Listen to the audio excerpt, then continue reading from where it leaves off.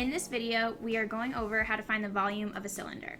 We'll be taking a look at how we get the formula, we'll step through the process, and then we'll be taking a look at an application. A cylinder is a 3D object, and we should be familiar with the shape itself. Many common items take the form of cylinders, like pipes, beakers, and soda cans. So let's draw one out and see what it looks like.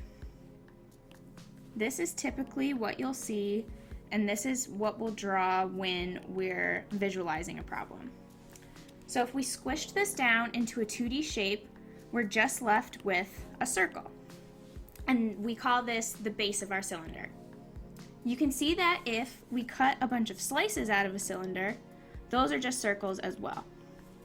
So one way you could think of a cylinder is as a bunch of circles stacked on top of each other.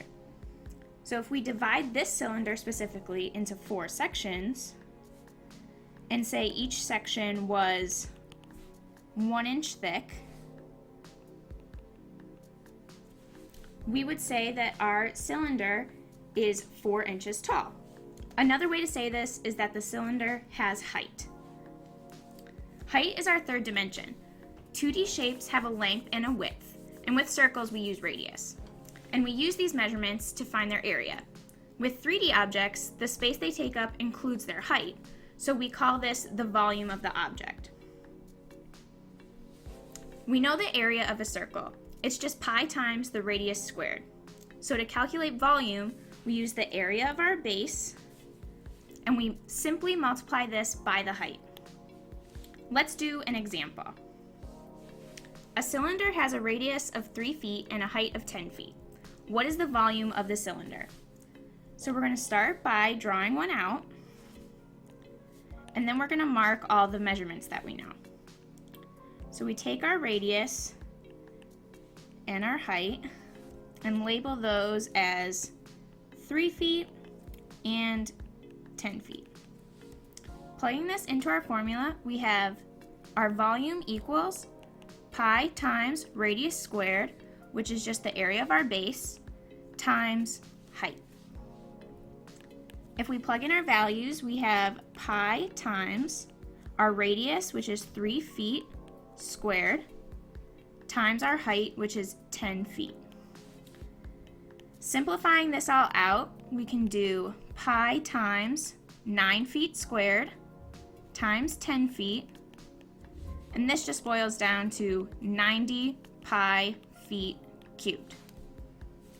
Looking at more of an application of this problem, a chemist has a graduated cylinder that is 16 centimeters tall and 2 centimeters wide.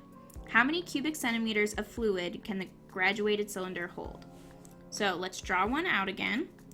So we have our cylinder with a width of 2 centimeters and a height of 16 centimeters. So looking at our volume formula, we have that volume is equal to pi times radius squared times height. In this problem though, we weren't given the radius, we were given the diameter. So we have to take our value of our width, 2 centimeters, and divide that by 2 to get our radius. So 2 centimeters divided by 2 is just 1, so our radius is 1 centimeter. So plugging in all of our values, we have pi times 1 centimeter squared times 16 centimeters.